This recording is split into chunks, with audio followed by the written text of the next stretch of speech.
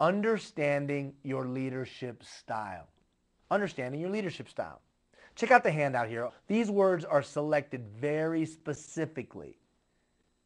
If leadership is an art of giving direction and focus to the energy and the talent, the experience, the background, the insight and wisdom of others, or marshaling human capital, if leadership is about marshaling human capital, not about a title, then each and every one of us is a leader. And leadership needs to happen at all levels of an organization. Being able to build a dynamic team, a group of people or individuals capable of pulling smoothly in the same direction at the same time. It is especially important for community leaders. It is especially important for departmental leaders. It is especially important for all people. Leadership, the capacity to build a dynamic team or to be a catalyst for a dynamic team. You don't have to be a formal leader to be a catalyst for a dynamic team. As such, it requires understanding that all people are different and differences are essential. But there's one problem with that. Every successful department, every successful community initiative, every successful anything requires a variety of different skill sets on the team. Different abilities, different approaches, different leadership styles and communications. Differences are good. What's the old expression? If you have an executive that thinks exactly the same, and if you got 2 or 3 or 4 of them, fire a couple of them and keep the one. Because you want different perspective, different insight, different wisdom. That's the altruistic approach, right? That would be the ideal. There's only one problem with that. In that attempt to align staff, in that attempt to align stakeholders to the task at hand, that sometimes there can be complications with that. You see, those complementary skills and those differences that then combine to do something great, the problem is people don't get along. The problem is that all those differences can cause conflict, misunderstanding, a lack of alignment. So here's the simplicity. I got all these people from a bunch of different talents, experience, backgrounds, interests, life perspectives. I got all these different people. If I can maximize those differences, if I can make the most of those different perspectives, I got a really solid team because complementary skills, complementary talents, complementary abilities, complementary perspectives, when combined, make the best impact. The reason that doesn't work is those differences can cause conflict, misunderstanding, a lack of trust, and the like. This exercise can help you be more conscious of and better understand not only your own approach to work and interpersonal relationships, but those of others. So what I'm trying to get you guys to do is you better understand you, and then you better understand everybody else, and everybody else better understands you, in an attempt to gain greater alignment, breaking down those barriers and walls, and so that alignment helps us be more effective. Of course, it is impossible, let's be honest now, it's impossible to pigeonhole everybody. It's impossible to divide the entire population into 4 leadership styles. I get that.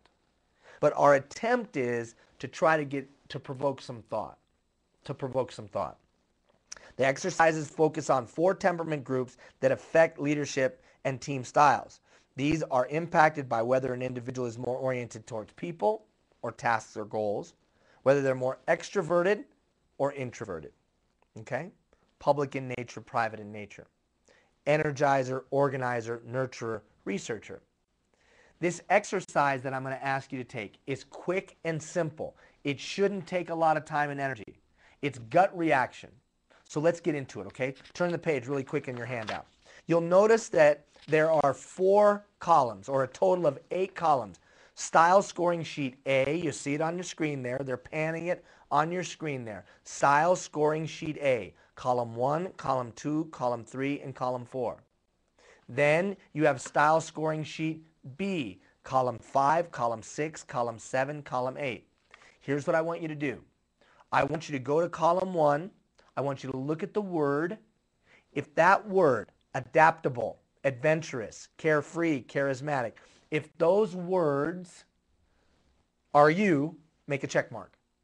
If those words are not you, keep going. And it's gut reaction. It's quick. So see that column 1 there on the screen? Adaptable, adventurous, charismatic. If that's you, make a check. If it's not you, don't. Go through column 1 and make a check mark on the words that are you.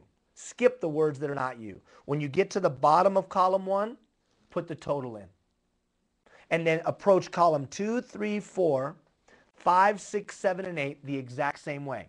Okay? If the word applies to you, check mark. If it doesn't apply to you, keep going. Do it quickly. It's a gut reaction. If you want to take a second, that's fine, but don't give it deep thought. Just, is it you or is it not you? Is it you or is it not you? Okay, so start. Ready? Column 1, 2, 3, 4, 5, 6, 7, and 8. Pause the video now and go and do that. Pause the video. What are you doing, Ian? Pause the video and do it. Column 1, 2, 3, 4, 5, 6, 7, and 8. Make sure you put the total at the bottom after you've done each column. Don't go back and do it. It's easier just to check them off, put the column, or put the number at the bottom of the column. Ready? Go. Put me on pause.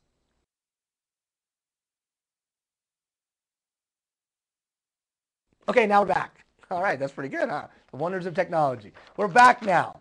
So now you should have a total at the bottom of each column. 1, 2, 3, 4, 5, 6, 7, and 8. So now go to the third page. It says, so what's your leadership style? What's your leadership style? You see it there on the screen right now. What's your leadership style? You see column A, B, C, and D. This is where we get tricky with you. You're going to take the total of column 1 from the scoring sheets and the total of column A from the scoring sheets, and you're going to put it into the appropriate blank. You see it there on the screen. The total of column 1, total of column 8. Okay, from the scoring sheets, 1 and 8. And then you're going to go to column B, 2 and 7. Then you're going to go to column C, 3 and 6. Then you're going to go to column D, 4 and 5. Total those up at the bottom of that matrix there, the bottom of that grid. Totals in column 1 and 8, totals in column 2 and 4, totals of column 3 and 6, totals of column 4 and 5. Okay, once you've done that, now we're going to transfer those down to the far left of the bottom matrix, the bottom table, the far left. You're going to take the total from column A and put it in that box that you see on the screen. You're going to take the total from column B and put it in. You're going to take the total from column C, put it in. The total from column D, put it in. Now what that should do is give you a score. So let's say your score in column A is 22, and then it's 25, and then column C is 19, and then column D is 6. That's going to rank you your predominant styles. So what I want you to do is now go to where it says My Ranking. And whatever the highest score is, Energizer, Organizer, Researcher, Nurturer, Energizer, Organizer, Researcher, Nurturer, I want you to put whatever the highest score is, put a 1. Whatever the next highest score is, put a 2. Whatever the next highest score is, put a 3. Whatever the next highest score is, put a 4. If you're tied and it's in the upper 1 and 2, so you got 2 higher numbers, put 1 and 2 into those first higher numbers. If you're tied in the lower, then that's your 3 and 4. So you're identifying your dominant and recessive styles. Now I want you to write whatever the highest ranks are in dominant style. So if your highest ranks are Organizer, Researcher, write it in. If your highest rank is Energizer, Nurturer, write it in. And then whatever your lowest two are, write it in. Whatever your lowest two are, write it in recessive. Okay, so you should have dominant, Energizer, lowest, Nurturer, or whatever. Okay, write them in. Write them in. Now, if you need to pause and do that, go do that. If you need to pause and do that. Remember, the attempt here is to give you some better insight. Give you some better insight. Okay, now once you've done that, pause me if you need to. But once you've done that, come back and I'll explain to you what it means. Okay? Give me a pause.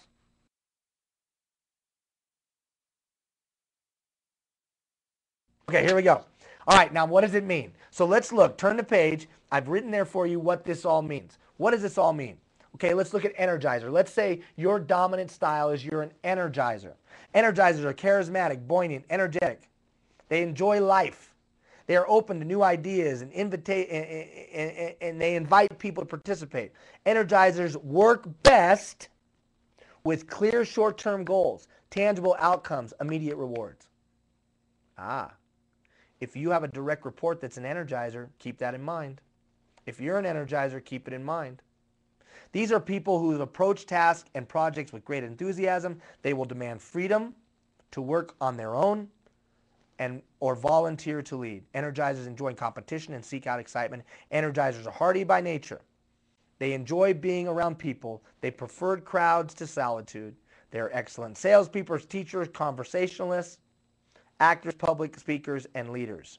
Check this out. What are their strengths? Enthusiastic, youthful, honest, sincere, sociable. But what are some weaknesses? Unreliable, flirty, immature, hyperactive. Here's an important one. Intolerant of authority or rules.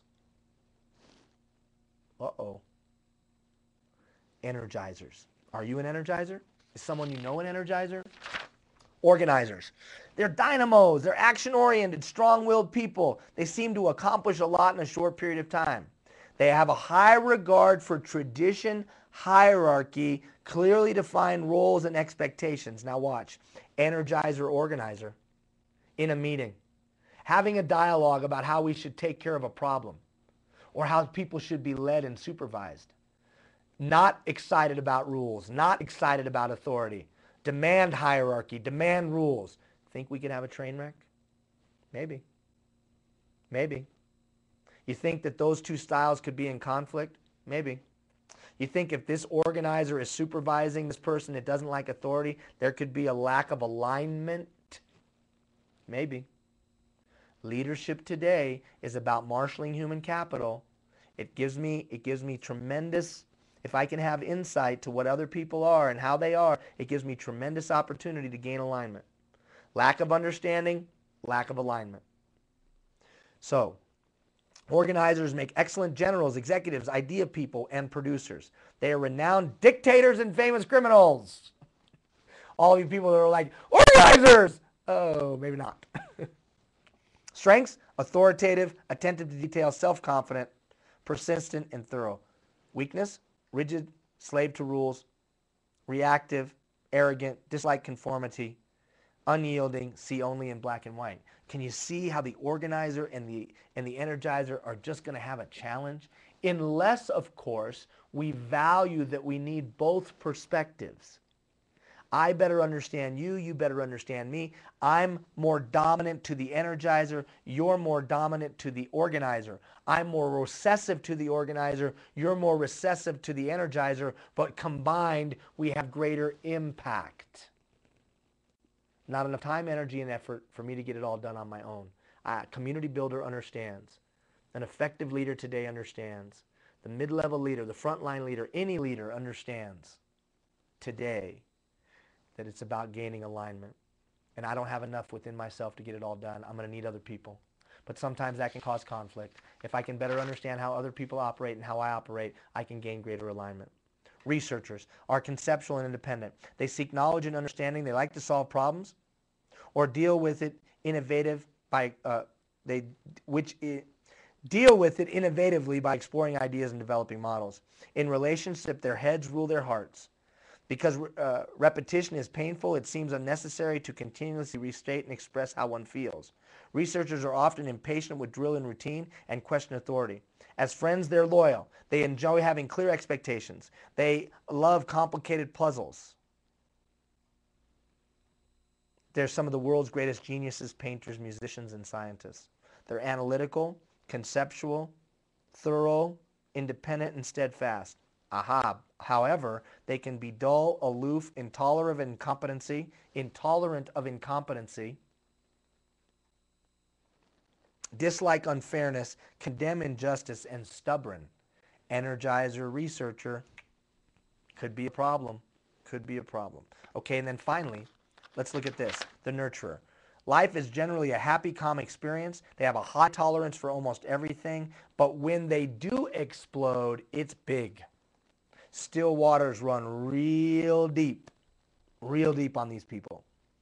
They appreciate frequent notice of their contributions and performance. They also work best with clearly stated expectations, identified rewards for achievement. Communicate with nurturer in terms of feeling and values. I care about what you think and how you feel is best how to lead the nurturer. Nurturers are appreciative of the finer things in life. They're sociable and they enjoy the company of others. They generally ask why questions and they really do want to know some answers. So don't freak out when they're continually questioning or asking questions. They're not questioning your authority. They're asking questions because they really want to know why. Psychiatrists, counselors, people who enjoy working in helping professions are typically nurturers. Honest, sincere, trusting, helpful, dislike hypocrisy. They're loyal, flexible, and willing. They can be gullible, patronizing, duty-bound, self-depreciating, and perfectionists. There's goods and bads. This is not a mathematical equation. Not a mathematical equation. There's no right or wrongs. It's just an attempt to gain greater alignment of talent, of ability, of life experience, of innovation, of creativity, of love, of sweat, of human capital. How can I gain greater alignment of human capital? Step one, better understand me and how I relate to others. Step two, better understand others and how they relate to me. But no right or wrong answer. Now, you may look at the dominant and recessive style and say, wow, I'd like to do something about that. I don't like that my recessive style is an energizer. I'd like to be more like that. Well, self-awareness is the first step. Over the coming weeks, we'll talk about how you might adjust these and gain greater tools in your toolkit to be more like an energizer, to be more like a nurturer, to be more like a researcher, so on and so on. At the end of the day, do the exercise. Do the exercise to gain greater alignment. What's the value of greater alignment? Less stress in the workplace. What's the value of greater alignment? Greater impact of talent, ability, interests, experience, and background. What's the impact of greater alignment? We can do more with less because the team is more solid. The sum of the parts have a greater impact than they did the day before. Check it out. Do the exercise. Thank you for your time. Have a great day.